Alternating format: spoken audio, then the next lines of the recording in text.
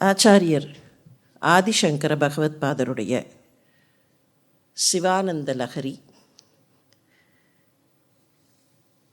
சிவப்பரம்பொருளை வணங்குகிற வகையில் பலவிதமாக பாய்ந்து நம்மையும் அந்த பக்தி வெள்ளத்தில் மூழ்கடிக்கிற லஹரி. ஆச்சாரியருடைய அந்த அனுபவம், அவருடைய அனுபூதி நம்மையெல்லாமும் அந்த பக்தி கடலில் ஆழ்த்துகிறது. அதே பக்தி வெள்ளத்தில் நம்மையும் அழைத்து கொண்டு போகிறது. நேற்றைக்கு 77வது ஸ்லோகத்தை நிறைவு செய்யும்போது பக்தி என்கிற வது, பக்தி என்கிற அந்த பெண், ஒரு பெண் தன்னுடைய கணவனை பிரிந்தால் அந்த கணவனையே நினைத்து கொண்டு அந்த கணவனை பற்றிய ஒரு தர்சனத்தை தன்னுடைய அகக்கண்ணில் கண்டு அந்த கணவன் என்னெல்லாம் சொல்லுவான் என்பதையெல்லாம் எண்ணிக்கொண்டிருப்பாளே, அதே போலத்தான் என்னுடைய புத்தி, பக்தியை கொண்ட என்னுடைய புத்தி எப்போதும் பரம்பொருளான உன்னையே நினைத்து கொண்டிருக்கிறது அப்படின்னு சொன்னாரா இல்லையா? இப்போ அதுக்கு அடுத்த ஸ்லோகத்தில் சொல்கிறார், சத் உபசார விதிஷு அனுபோதிதாம் ச வினயாம் சுஹ்ருதம் சத் உபாஸ்ருதம் மம சமுத்தர புத்திம் இமாம் பிரபோ வரோகுணேன நவோட்டவதூம் இவ. புதுசாக கல்யாணமாகி வந்த ஒரு பொண்ணு இருக்கான்னு வச்சுப்போம். நவோட்டவது, அவள் நவவது, புதுசாக கல்யாணமாகி வந்த ஒரு பெண், இளம் மனைவி.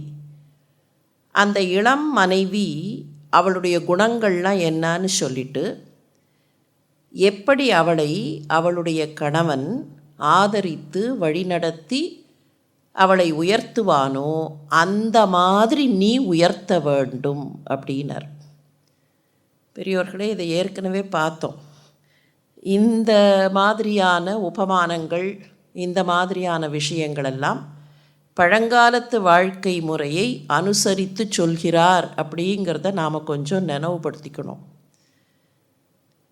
மாடர்ன் பெர்ஸ்பெக்டிவ் அப்படிங்கிற நிலைமையில் போய், ஒரு கணவன் மனைவியை இப்படி வளர்க்க வேண்டுமா? அவர் அப்படியே கேட்குறார், நீ என்ன பண்ணு, இந்த பெண்ணுடைய நல்ல குவாலிட்டிஸ் எல்லாம் இன்னும் கொஞ்சம் பெருசாக கைதூக்கி விடு, அவளை கைதூக்கி விடுன்னு தான் கேட்குறார்.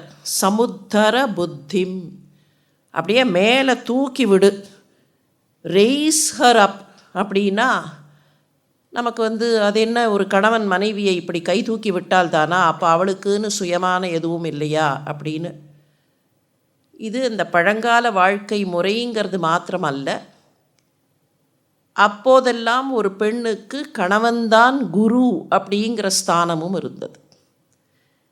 அதனால் குருவாக இருக்கக்கூடியவர் எப்படி கை தூக்கி விடுவார், அந்த மாதிரி கை தூக்கி விடு.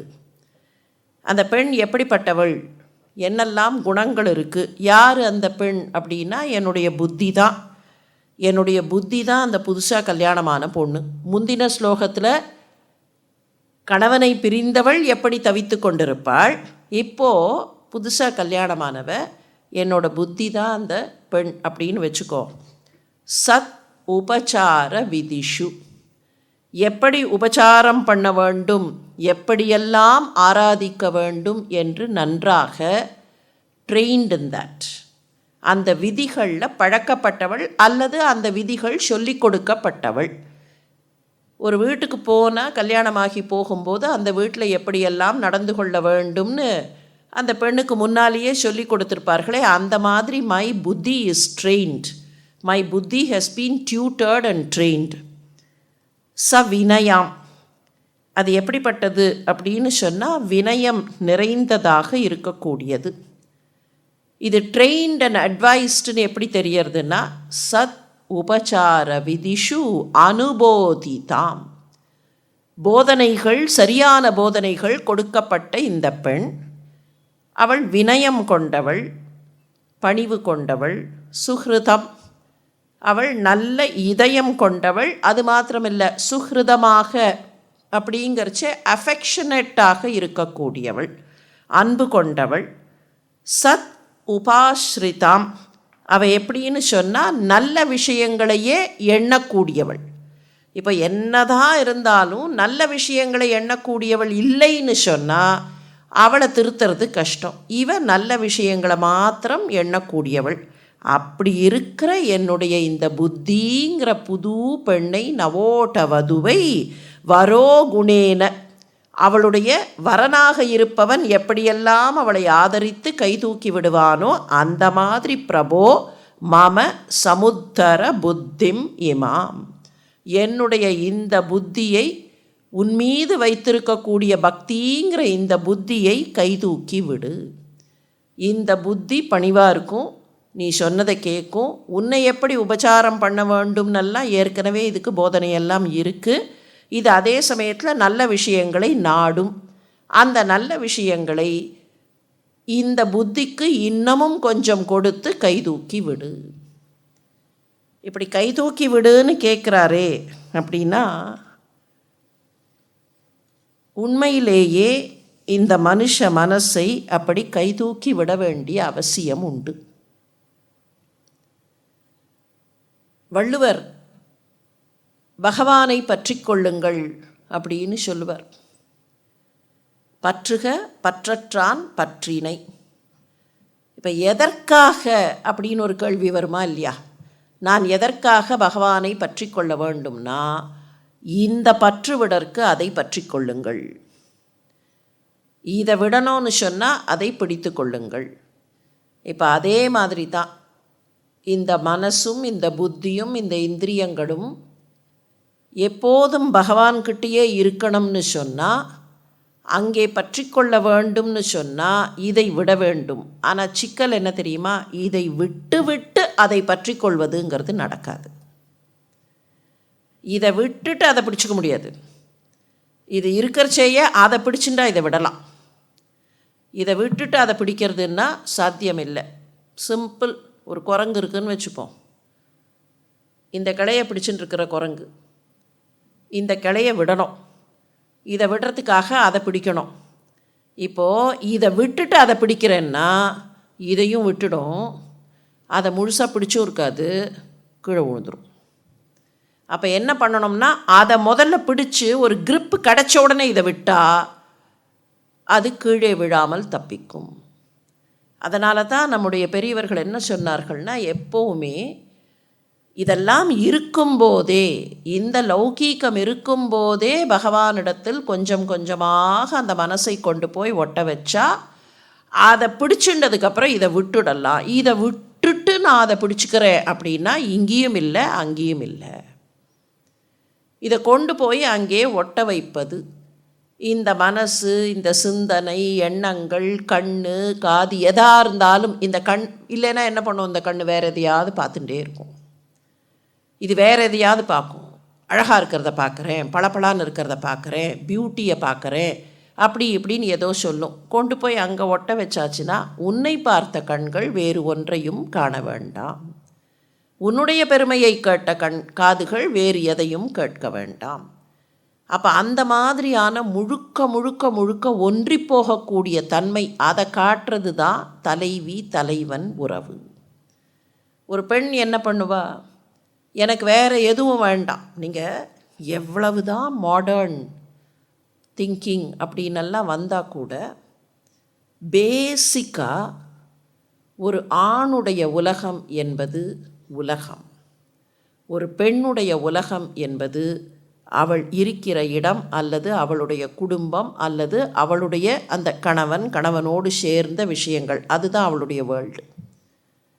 இது பேசிக் சைக்காலஜி. இந்த சைக்காலஜியை மாற்ற முடியாது. மாடர்னைஸ் ஆனதுனாலேயோ, கேட்ஜெட்ஸ் வந்ததுனாலேயோ, டெக்னாலஜி வந்ததுனாலேயோ இந்த பேசிக் சைக் மாற்ற முடியாது. அதனால தான் சொன்னார்கள் men are from Mars, women are from Venus அப்படின்னார்களே. அதுக்கு காரணமே இவளுடைய உலகம் என்பது அங்கேயே நின்று போயிடும். இந்த ஒரு சைக்கு இருக்கே, இதைத்தான் நம்முடைய பெருமக்கள் மாதுரிய பக்தின்னு கொண்டு வந்து வைத்தார்கள். இப்போ இந்த பெண் அப்படின்னே உருவகம் பண்ணுவோம். அந்த பெண் என்ன நினைப்பா? இவர் சொல்லுவதை கேட்டால் போதும், இவரோடு இருந்தால் போதும், இவர் எங்கே அழைச்சின்னு போகிறாரோ அங்கே இருந்தால் போதும். ஏன்னா அவளுடைய உலகம் அதுதான். வேறு எதெல்லாமோ பார்க்கணும், கம்பேர் பண்ணணும் அப்படிங்கிற அந்த எண்ணம் வராது. அப்போ இதில் கொண்டு போய் ஒட்ட வச்சாச்சுன்னா அவள் அங்கேயே இருப்பது மாதிரி இந்த உள்ளத்தை வேறு எதுவும் வேணும், இது வேணும், அது வேணும், அது வேணும்னு அலைபாயாமல் இங்கேயே ஒட்ட வைத்து விடுவது. இதை ஈக்குவேட் பண்ணுறதுக்காக கொண்டு வந்தது தான் அந்த மாதுரிய பக்தி. தன்னை பெண்ணாக மாற்றிக்கொண்டு இறைவன் ஒருவன்தான் புருஷோத்தமன் அப்படின்னு நினைக்கக்கூடிய பக்தி முறை இது எல்லாத்துலேயும் உண்டு. சைவத்திலையும் உண்டு, வைணவத்திலையும் உண்டு. அந்த கடவுள்தான் புருஷோத்தமன். காரைக்கால் அம்மையார் சொன்னா, பிறந்து பேசத் தொடங்கினேன் பத்தியா, அப்பவே நின்பால் காதல் வயப்பட்டேன். நாவுக்கரசர் தன்னை பெண்ணாக மாற்றிக்கொண்டார்.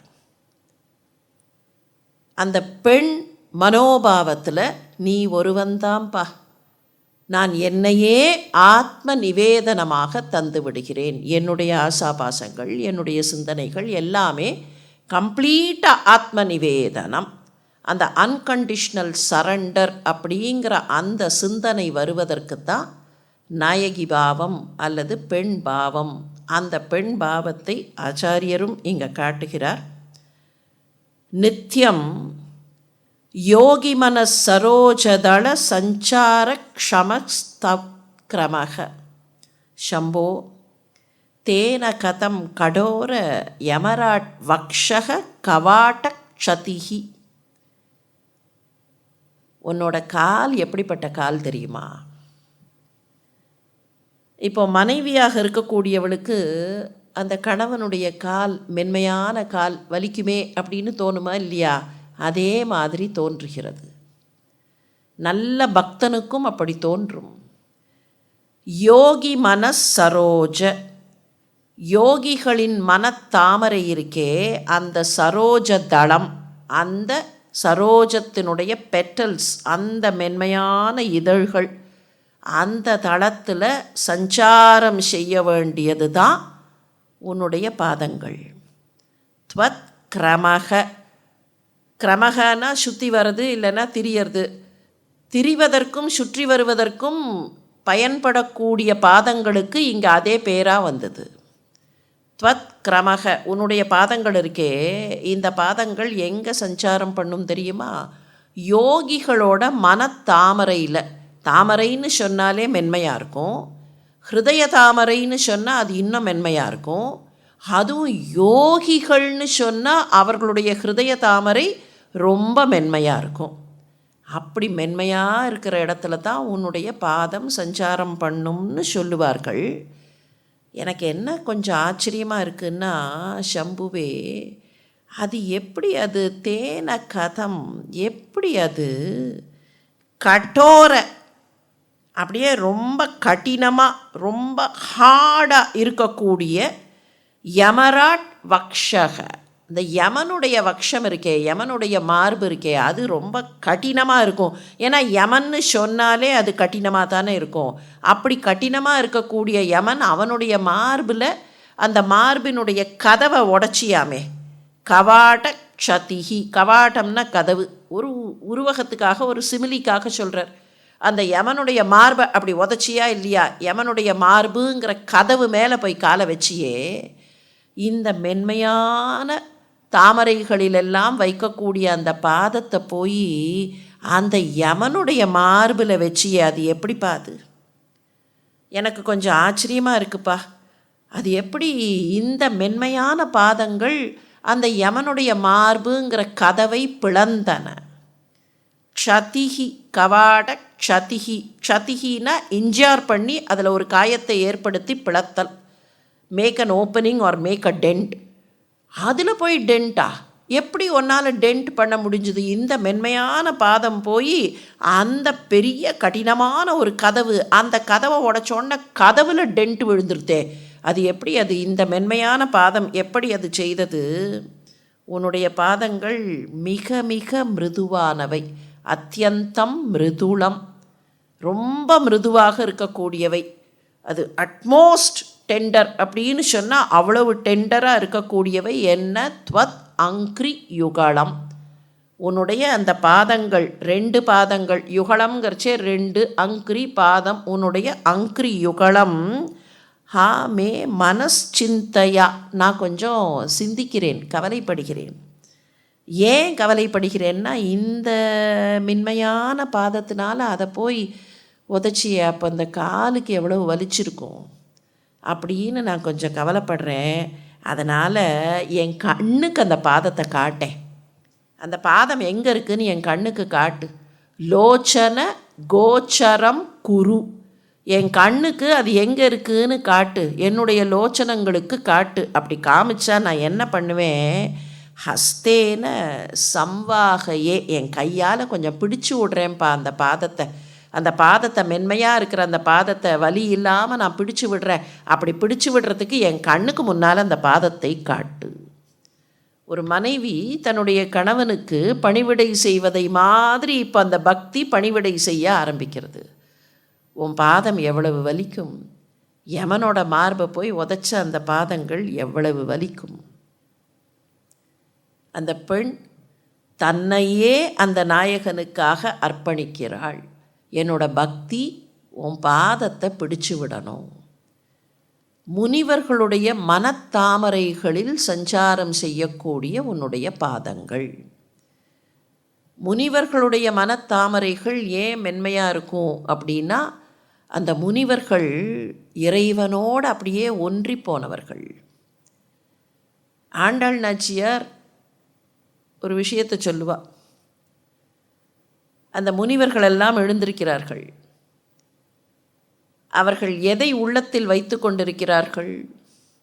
வெள்ளத்தரவில் துயிலமர்ந்த வித்தினை உள்ளத்து கொண்டு முனிவர்களும் யோகிகளும் மெல்ல எழுந்து ஹரி என்ற நாமம்னா. அது ஏன் மெல்ல எழுந்துன்னா, மனசுக்குள்ளே இருக்கிறார், மனசுக்குள்ளே அந்த பகவான் இருக்கார். அப்போ வேகமாக எழுந்தால் அந்த பகவானுக்கு வலிக்குமா. அதனால் அவர்கள் எழுந்திருக்கும்போது உள்ளத்து கொண்டு முனிவர்களும் யோகிகளும் வெள்ளத்தரவில் துயிலமர்ந்த வித்தை எங்கே வைத்திருக்கிறார்கள்? ஹிருதய கமலத்தில் வைத்திருக்கிறார்கள். அப்படி உள்ளத்தில் கொண்டவர்கள் மெல்ல எழுந்தார்கள். அப்படி வேகமாக ஜர்க்கியாக எழுந்தால் அவருக்கு வலிக்குமே. தலைவனுக்கும் தலைவிக்கும் இருக்கக்கூடிய உறவில் இந்த மாதிரியான ஒரு விஷயத்தை வள்ளுவர் காட்டுவார். ஒரு பெண் கல்யாணமாகி போயிட்டா. கொஞ்சம் வருஷம் கழித்து பிறந்த வீட்டுக்கு வந்தா. அவளுக்கு சுட சுட பால் குடிக்கிறதுனா ரொம்ப பிடிக்கும். அவளுக்கு எல்லாம் ஹாட்டாக வேணும். எப்போ? கல்யாணத்துக்கு முன்னால். அவள் தங்க இன்னும் அவள் கல்யாணமாகி போகலை. அக்கா வந்திருக்காளேன்னு, அட அக்கா பாவம் எல்லாம் சுட சுட கேட்பா. அப்போல்லாம் நம்ம வேணும்னே அவளை கிண்டல் பண்ணி ஆற வச்சு கொடுப்போம். இப்போ வந்திருக்கா, ஏன்னா எப்போவுமே அந்த ஒரு டிஸ்டன்ஸ் கொஞ்சம் பிரிவு வந்ததுக்கப்புறம் வந்திருக்கான்னா அவளுக்கு அதே நினைவு வச்சு உபச்சாரம் பண்ணணும்னு ஆசையாக இருந்தது. அதனால் அப்படியே கொதிக்க கொதிக்க பாலை கொண்டு வந்து கொடுத்தா. அப்படி வாங்கினவ வச்சுட்டா. அக்கா உனக்கு சூடாக இருந்தால் தானே பிடிக்கும், நீ குடிக்க மாட்டியா அப்படின்னா. திரும்ப திரும்ப சொல்லி பார்த்தா ஆறருதுன்னா. இன்னும் ஆறட்டோன்னா அவ, இது கை சூடு கூட இல்லையே அக்கா, நீ எப்படி கொதிக்க கொதிக்க குடிப்பே, இப்படி வச்சுட்டியே. அவ சொன்னா, அதெல்லாம் அந்த காலத்தில். இப்போ நான் கொதிக்க கொதிக்க குடித்தேன்னா என் மனசுக்குள்ளே இருக்கிற அவர் அப்படியே அந்த கொதிப்பில் பொத்து போயிடுவாரே, அதனால் நான் குடிக்க மாட்டேன்னா. உள்ளுக்குள்ளே அவர் இருக்கார். அப்போ இதை சூடாக போட்டால் உள்ளுக்குள்ளே இருக்கிற அவர் அப்படியே அதில் வெந்து போயிடுவாரே, அதனால் நான் மாட்டேன்னா. உன்னுடைய கால் வலிக்குமே, அந்த கால் வலிக்குங்கிற தவிப்பு எனக்கு இருக்கே, அதனால் என்னோட கையால் நான் பிடிச்சு விடுறேன். அந்த கால் எங்கே இருக்குதுன்னு காட்டு, அந்த கால் எங்கே இருக்குதுன்னு எனக்கு தெரியல. அந்த பாதத்தை என் கண்ணு முன்னால் நீ காமிச்சா தானே நான் பிடிச்சு விடுவேன். அதனால் என்னுடைய கண்களுக்கு உன்னுடைய அந்த திருவடிகளை புலப்படுத்து. மென்மையான தாமரையில் வச்சு வச்சு வச்சு பழகின அந்த காலை போய் இந்த ஒரு யமதர்மனை உதைக்கிறதுக்கு பயன்படுத்திட்டியே. அதில் கூட அந்த வார்த்தை பாருங்கள், முன்னால் இதையே சொன்னார். இதே மாதிரியான விஷயத்தை யமனை உதைச்சதை சொன்னார். தாட்டையத்தீனர். அங்கே தாட்டையத்தீனா உதைக்கிறத மாத்திரம் சொன்னார். இங்கே சொல்லும்போது வெறுமனை உதைச்சேன்னு சொல்லலை. அந்த கால் எவ்வளவு வலிச்சிருக்கும் அப்படின்னு மனசுக்குள்ளே நினச்சி பார்த்துருக்கார். யமராட் வக்ஷக கவாட க்ஷதிஹி. யமனுடைய வக்ஷம் என்கிற மார்பினுடைய அந்த கதவை அப்படி உதச்சிட்டியே அப்படின்னா அங்கே ஒரு ஓட்டையே விழுந்துருத்துன்னு அர்த்தம். ஏன் அது கதவாக போச்சுன்னா ஒரு ஓட்டையே விழுந்திருக்கு. அப்போ அவ்வளவு டென்ட் ஆகிருக்கு. அங்கே அந்த டென்ட் அங்கே ஆகணும்னா ஓங்கால் எவ்வளவு வலிச்சிருக்கும். அது பள்ளமாக வேண்டும்னா ஓங்கால் எவ்வளவு வலிச்சிருக்கும்னு அந்த ஏன் அது பள்ளமானதை பற்றி அவ்வளோ கவலைப்படுறாருனா, அது பள்ளமாச்சுன்னா இந்த காலுக்கு இன்னும் அதிகப்படியாக வலிச்சிருக்குமே. வெறுமனை உதைக்கிறது இல்லை, இது பள்ளமாற அளவுக்கு இந்த கால் உதைத்திருக்கிறது. யமதர்மனுடைய சாம்ராஜ்யத்தில் பள்ளம் விழுந்துருத்தா இல்லையா? அவன் தன்னுடைய சாம்ராஜ்யம் யாருமே தொட முடியாதுன்னு நினச்ச அந்த சாம்ராஜ்யத்தில் மார்க்கண்டேயனுக்காக இவர் உதைச்ச உடனே யமதர்மனே தன்னுடைய ஆட்சியை இழந்து கீழே விழுந்துட்டான்னு தானே அர்த்தம். அப்போ அந்த அளவுக்கு he was injured, his empire was injured. அந்த இன்ஜுரியை பண்ணியிருக்கணும்னு சொன்னால் அவன் இன்ஜூர் ஆனதை பற்றி எனக்கு கவலை இல்லை. அதுக்கு ஓங்காலில் அடிபட்டிருக்குமே, அங்கே பட்ட உடனே ஓங்கால்லையும் ஏதாவது அடிபட்டிருந்ததுன்னா நான் என் கைகளால் மென்மையாக பிடித்து விடுகிறேன், என்னுடைய கரங்களால் பிடித்து விடுகிறேன். அதற்காக கொஞ்சம் அந்த பாதங்களை எனக்கு காட்டு அப்படின்னு கேட்டுட்டு இப்போ அடுத்தது சொல்ல ஆரம்பிக்கிறார். அந்த காலையே பார்க்குறார்.